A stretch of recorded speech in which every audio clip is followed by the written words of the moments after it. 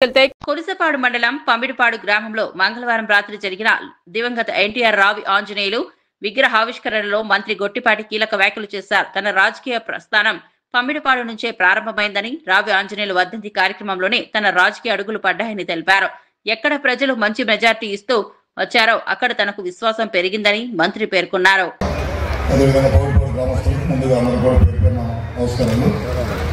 మన మంత్రి గారి వాళ్ళ రాజమండ్రి గారి పొద్దున్నే పార్టీ కార్యక్రమంలో భాగంగా గడిచిన 3 రోజుల నుంచి రాష్ట్రంలో పార్టీ అధ్యక్షులను ఎన్నుకోవాలనేది కార్యక్రమం చేస్తూ ఉంటే మంత్రి గారు రాజమండ్రి వెళ్లాల్సింది వచ్చింది.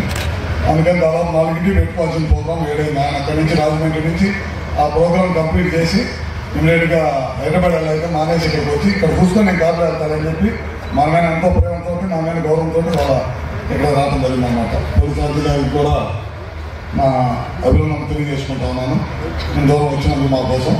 అదేవిధంగా నాకు ఫస్ట్ రాజకీయ వేదిక ఎక్కింది నేను మీ గ్రామంలో, నేను ఎమ్మెల్యే ముందు ఆంజనేయులు గారి దగ్గర ఆ రోజు చనిపోయినప్పుడు ఎక్కాను. నా బాగా గుర్తుంది కదా, నేను ఎమ్మెల్యే అవనప్పుడు నరేష్ ఫ్రెండ్ నేను అప్పుడు వచ్చాను.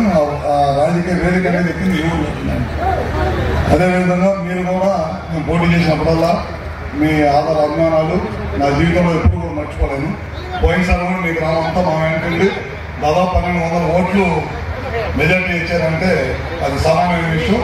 మరి మీ అందరినీ మనసుకు తృప్తి జరుగుతున్నానో లేదో నాకైతే తెలియదు, కానీ మీరైతే మాకు బాగా పనిచేశారు. మేము కూడా మీ నమ్మకాన్ని ఏ విధంగా కూడా నమ్మకం సంపగిలకుండా తప్పకుండా చేస్తాం. ఎందుకంటే చాలా కష్టపడి పనిచేశారు ఈ గ్రామంలో. ఎందుకంటే మన కాన్స్టిట్యున్సీ కానీ మన మండలంలో కూడా అందరూ బాగా కష్టపడి పనిచేశారు. ఎలక్షన్స్లో మంచి మెజారిటీ వచ్చింది. అదేవిధంగా మన చంద్రబాబు నాయుడు గారు కూటమి ప్రభుత్వం అధికారంలోకి వచ్చిన తర్వాత దాదాపు సంవత్సరం 3 నెలలైంది. ఎన్నో మంచి కార్యక్రమాలు చేస్తాము. మీ అందరూ తెలియదు కానీ పెన్షన్ దాదాపు దాకా 3,000 పెన్షన్ ఒకేసారి 4,000 చేసాం.